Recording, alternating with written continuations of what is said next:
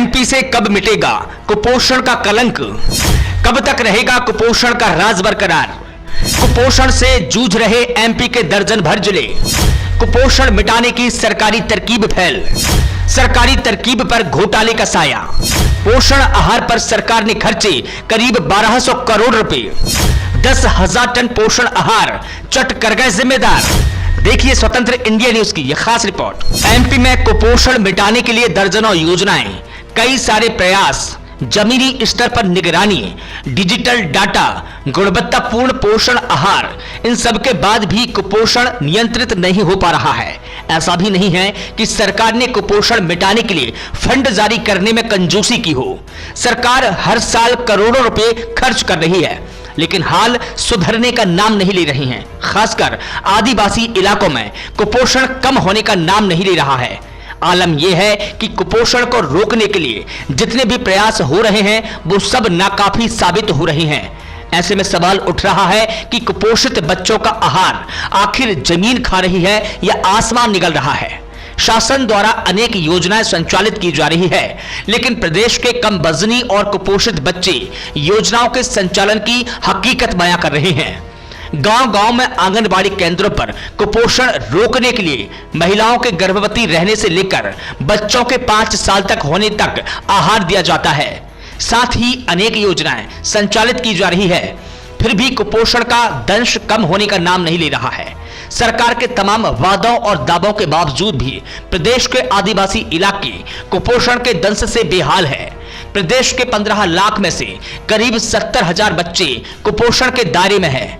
शहडोल, अनूपपुर, उमरिया, शिवपुर, शिवपुरी और खरगोन समेत कई इलाकों में कुपोषण की जोरदार एंट्री देखी जा रही है। यहां तमाम इलाके कुपोषण की गिरफ्त में है। बता दें कि गांवों में संचालित होने वाली अनेक आंगनबाड़ियों के ताले खुलते ही नहीं हैं, जिससे ग्रामीणों को योजनाओं का लाभ नहीं मिल पा रहा है। इसका नतीजा होने वाले बच्चे के शरीर पर पड़ता है। खास बात यह कि योजनाओं पर करोड़ों रुपए खर्च तो किए, लेकिन कुपोषण की स्थिति जस की तस बनी हुई है। प्रदेश में पोषण आहार पर हर साल 1200 करोड़ से अधिक खर्च होते हैं। महिला बाल विकास विभाग ने साल 2022 और 23 में पूरक पोषण आहार में 73,06,088 रुपए 22 लाख बच्चों पर खर्च किए। वही मुख्यमंत्री सुपोषण योजना में भी अलग से बजट के प्रावधान और करोड़ों खर्च के बाद भी हालात सुधरते नहीं दिख रही हैं। पोषण आहार को लेकर कैग की रिपोर्ट में भी घोटाले का पर्दाफाश हो चुका है। अंतरिम रिपोर्ट के मुताबिक भोपाल, छिंदवाड़ा, धार, झाबुआ, रीवा, सागर, सतना, शिवपुरी और श्योपुर जिले में करीब 10,000 टन पोषण आहार गायब होना पाया गया।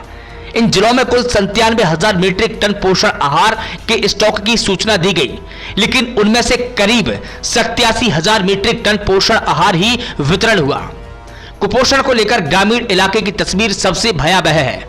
कई ग्रामीण क्षेत्रों में अब भी बाहरी क्षेत्र की आंगनबाड़ी कार्यकर्ता और सहायिका पदस्थ है, जिसके चलते आंगनबाड़ी ना तो समय पर खुलती है और ना ही समय पर बंद होती है। ऐसे में जिम्मेदार अधिकारी भी निरीक्षण कर महज औपचारिकता पूरी करते हैं। बता दें कि शासन के तमाम प्रयास के बावजूद कुपोषण का कलंक मिट नहीं रहा है। कुपोषण समाप्त करने के लिए शासन द्वारा विभिन्न योजनाओं के माध्यम से हर साल करोड़ों रुपए खर्च किए जा रहे हैं। बावजूद इसके कुपोषण की स्थिति जस की तस बनी हुई है।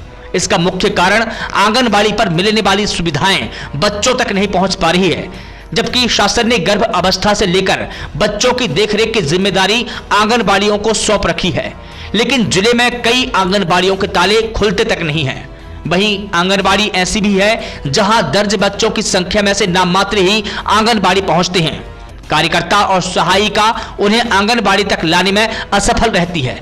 शायद यही कारण है कि कुपोषण की स्थिति आज भी वही है जो पहले थी। ब्यूरो रिपोर्ट, स्वतंत्र इंडिया न्यूज।